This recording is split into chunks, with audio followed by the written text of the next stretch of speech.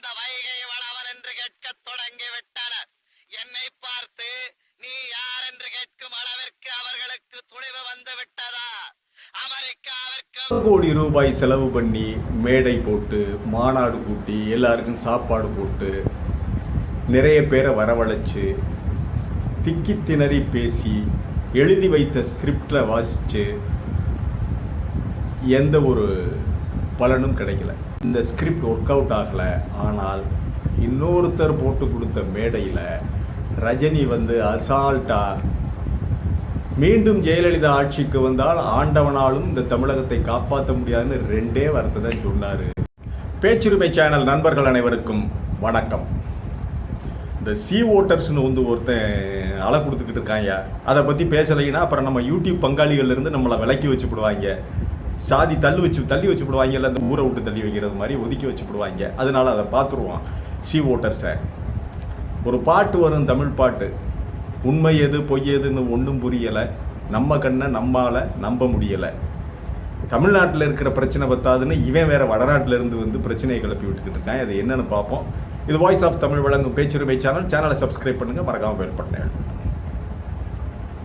இந்த ஓட்டர்ஸ் கருத்து கணிப்பு விஜய்க்கு கொடுத்திருக்கின்ற 17% வாக்கு யார் முதல்வர்ங்கிறதுல, அதன் பிறகு நம்ம ஸ்டாலின் அவர்களுக்கு, தமிழக முதல்வர் ஸ்டாலின் அவர்களுக்கு கொடுத்திருக்கின்ற 27% வாக்குகள், எடப்பாடி முன்னாள் முதல்வர் திரு எடப்பாடியார், அஇஅதிமுக பொதுச் செயலாளர் எடப்பாடியாருக்கு 10, அதிலிருந்து 1 கழிச்சுட்டு திரு அண்ணாமலை அவர்களுக்கு 9, திரு சீமான் அவர்களுக்கு எவ்வளவு மீதி 36 கொடுத்தாங்களா, அதை பற்றி அதெல்லாம் சொல்லலை.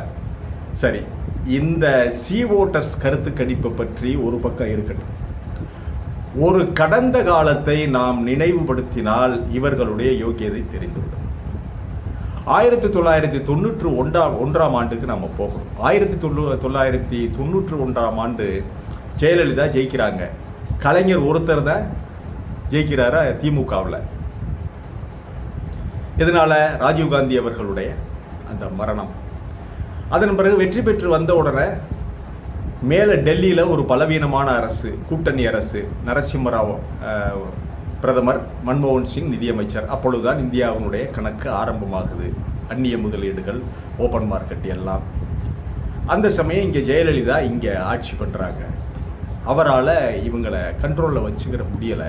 தமிழ்நாடு காங்கிரஸுடைய தலைவர் வாழப்பாடியார், அவருக்கு எதிர்த்தரப்பில் மூப்பனார் அவர்கள், ஒரே ஒரு எம்எல்ஏ பதவியை பெற்றுக்கொண்டு கலைஞர் அவர்கள் சட்டமன்றத்துக்கே போகிறதில்லை. ஜெயலலிதாவின் கண்ணுக்கு எதிராக எந்த எதிரியும் இல்லை. அவங்க மனம் போன போக்கில் ஆட்சி நடத்த ஆரம்பிச்சிட்டாங்க. அந்த சமயத்தில் நக்கீரன் இதழ், இந்த புலனாய்வு இதழ்கள், நக்கீரன், நெற்றிக்கண், ஜூனியர் விகடன், இப்படி நிறைய புத்தகங்கள் தான் தமிழகத்தினுடைய இந்த அரசியல் ஆளுமை மார்க்கெட்டை கைப்பற்றி வச்சிருக்காங்க. யாரை பார்த்தாலும் கையில் ஒரு நக்கீரன் இருக்கும், ஒரு ஜூவி இருக்கும். இப்படி ஆட்சி போய்கிட்டு இருக்கும்போது தவறுக்கு மேலே தவறுகளை செய்ய ஆரம்பிக்கிறாங்க. டான்சி நிலத்தை வாங்குறாங்க. அவங்களுடைய அமைச்சர்களும் செல்வ செழிப்பை காட்டுறாங்க. அதிமுக நிர்வாகிகள் அத்தனை பேரும் அமைச்சர்கள் செல்வ செழிப்பை காட்டுகிறார்கள். அதிமுகவினர் புதிதாக அப்பொழுதுதான் டாடா சுமோ வந்த நேரம் டாடா சுமோ வாங்கி பயணிக்கிறாங்க அதிமுககாரங்க. அதன் பிறகு சாரதி வேட்டிக்கு மாறுறாங்க. சாரதி வேஷ்டி ஒரு செல்வ செழிப்பான கட்சியாக அதிமுக காட்டப்படுகிறது. ஜெயலலிதாவை சந்திக்க வேண்டும் என்றால் சசிகலாவை பார்க்க வேண்டும். சசிகலாவை பார்க்க போனால் கையில் வாட்ச் மோதிரம் போட்டிருக்கணும், செயின் போட்டிருக்கணும், அது வெளியே தெரியும். அப்போ தான் இவர் வசதியானவர், காரில் போகணும். அதெல்லாம் அவங்க பார்த்துட்டு தான் அவங்களுக்கு பதவி கொடுப்பாங்க. இப்படி ஒரு ஃபார்முலாவை வச்சுக்கிட்டு அந்த ஆட்சி போய்கிட்டு இருக்கு. கணக்கற்ற கொள்ளைகள் நடக்குது. ஊழல் மலிந்திருக்கிறது. சுப்பிரமணிய சாமி தமிழகத்திற்கே குடி வந்து விட்டார். தொடர்ந்து ஜெயலலிதா மேல் அவர் குற்றச்சாட்டுகளை வைத்துக் கொண்டே இருக்கிறார். இந்த சமயத்தில் சன் டிவி ஆரம்பிக்கப்படுகிறது. சன் டிவி ஆரம்பித்து மக்கள் மத்தியில் பாப்புலராக வந்துக்கிட்டு இருக்காங்க. தினம் பணம் போடுறாங்க. அதன் பிறகு சன் நியூஸ் வருது.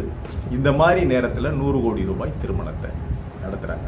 திரு சுதாகரன் அவர்களை வளர்ப்பு மகனாக எடுத்து 100 கோடி ரூபாய்க்கு செலவிலே திருமணம் நடத்துகிறார். அதை அப்படியே அக்குவேர ஆணிவேர போட்டு நக்கீரன், ஜூபி இதழ்கள் மட்டுமல்லாது இந்த விஷயத்தை 100 கோடி திருமணத்தை வீடு வீடாக கொண்டு போய் சேர்த்தது இந்த சன் டிவி, சன் தொலைக்காட்சி, அவங்க ஜெயா டிவின்னு ஒரு காலம் போன காலத்தில் ஆரம்பிச்சாங்கன்னு வச்சுக்கிறோங்க.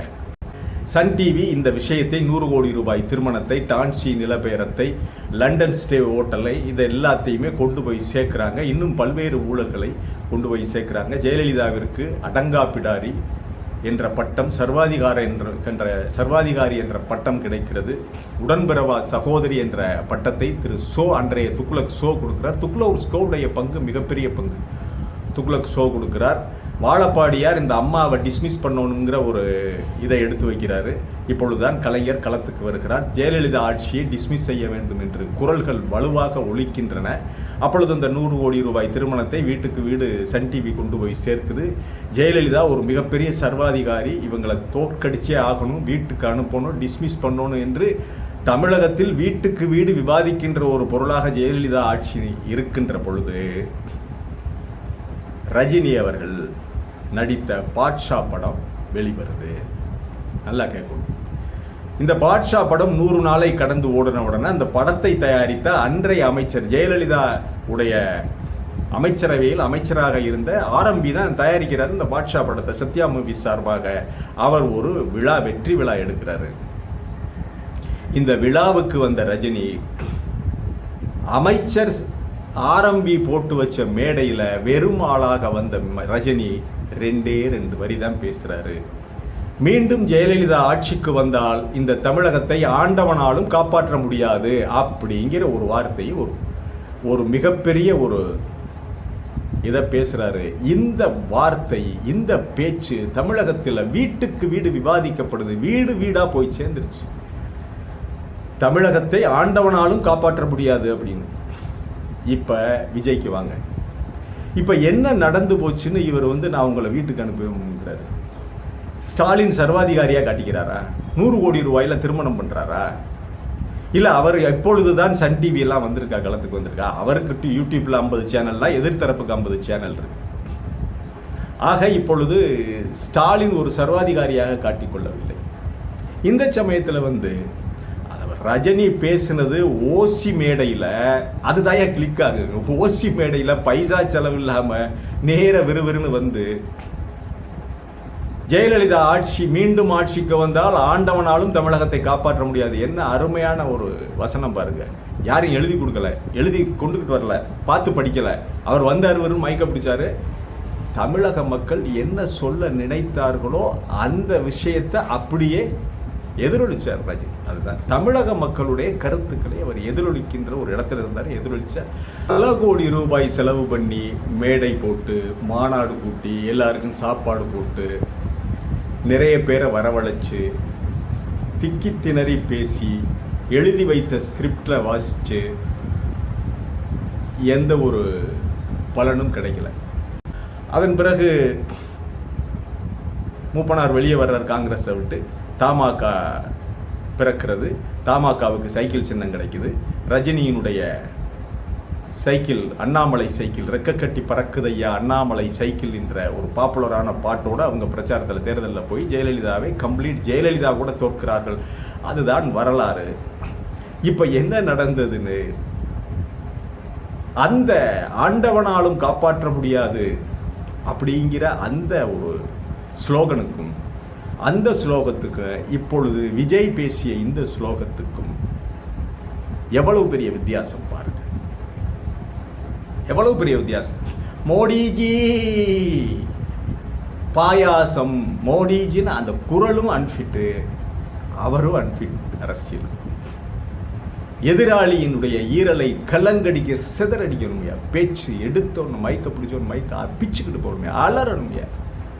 என்ன எழுதி வைத்து பார்த்து படிக்கிறது, தூக்கி போடியா, விழுகணுமையா. வார்த்தைகள் தமிழ்ல விழுகணுமையா. அப்படித்தானே பேசணும்.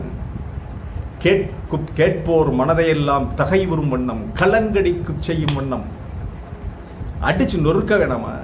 என்ன பார்த்துட்டு கை ரெண்டையும் தூக்கிட்டு மோடி ஜி, என்னையா ஜி, நல்லாவே இல்லை அந்த அந்த டயலாக். அதெல்லாம் இவருக்கு 17% வாக்குகள் என்று கொடுத்திருக்கிறார்கள். என்னை பொறுத்தவரையில் நான் சொல்றேன், இப்ப இந்த கருத்து கணிப்பு பண்றதுக்கு என்ன அவசியம் வந்தது? இதற்கு ஒரு உதாரணம் சொல்லலாம். வட இந்தியர்கள் நிறைய பேர் அதாவது கலிபோர்னியாவிற்கு தங்கம் தேடி போனார்கள் அமெரிக்கர்கள்.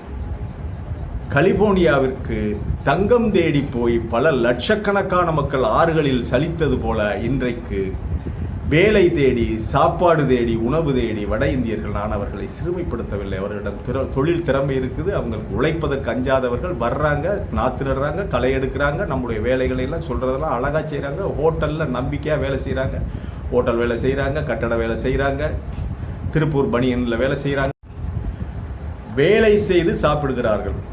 பல்லாயிரக்கணக்கான, லட்சக்கணக்கான, பல லட்சம் நார்த் இந்தியர்கள், வட இந்திய சகோதரர்கள் வருகிறார்கள். தங்கத்தை தேடி அமெரிக்காவில் அமெரிக்கர்கள் கலிபோர்னியாவுக்கு சென்றது போல பணம் தேடி, பொருள் தேடி, சோறு தேடி, உணவு தேடி தமிழகத்திற்கு வருகிறார்கள். வரட்டும், வாழ்க, வாழ்த்துக்கள். அவங்க வேலை செய்யட்டும். வேலை செஞ்சு செய்கிற வேலைக்கு கூலி வாங்கி வயிறாறு சாப்பிட்றாங்க. நமக்கு ஒரு மிகப்பெரிய கொடுப்பினை. இவனுக்கு என்னையா வந்துச்சு? இவன் யாயா தட்டை தூக்கிட்டு வர்றான்?